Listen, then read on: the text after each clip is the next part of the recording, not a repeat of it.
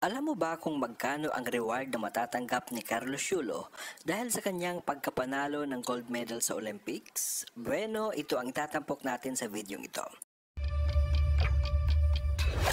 Alam mo bang 10 million pesos ang siguradong matatanggap ni Kaloy bilang Olympic gold medalist sa Pilipinas?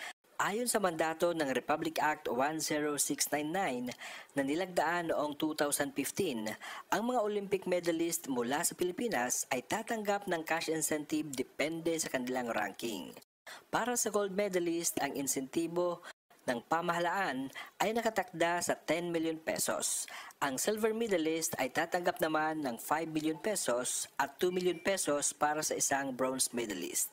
Ang nasabing cash incentives ay para sa mga individual events. Alam mo bang dahil sa makasaysayang panalo ni Kaloy, may iba pang mga pabuya na naghihintay para sa pinakabagong bayani ng Olympics sa bansa?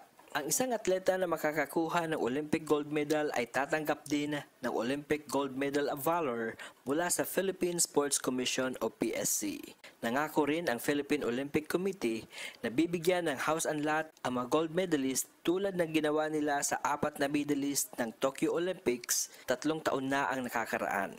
Ayon sa mga ulat, nangako rin ang Mega World Corporation na magbibigay ito ng condominium unit sa sinumang mananalo ng gold medal mula sa Olympics.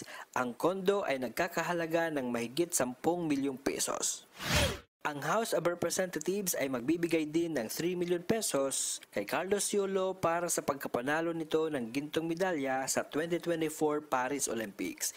Ito ang sinabi ni Representative Elizalde Co, ang chairman ng House Committee on Appropriations. Meron ding mga philanthropist ang nangakong magbibigay ng 3 million pesos at mahigit pa para sa sinumang makakapag-uwi ng gold medal mula sa Olympics. Tulad ni Heidelin Diaz, makakatanggap din si Carlos Yulo ng bagong sasakyan. Isa rin sa mga privileges na kanyang matatanggap mula sa isang airline company ay ang unlimited airfare. Meron din siyang unlimited gasoline na matatanggap mula sa isang kumpanya ng gasolina. At milyon-milyon din ang kanyang kikitain mula sa mga product endorsements na kanyang gagawin bilang isang Olympic gold medalist. At syempre, kaliwat kanan din ang kanyang mga TV appearances mula sa iba't ibang TV shows at meron din siyang kikitaing talent fee mula dito. Si Carlos Yulo ang naging pangalawang Olympic gold medalist sa kasaysayan ng Pilipinas tapos niyang pamunuan ang men's floor exercise event ng artistic gymnastic competition ng 2024 Paris Olympics.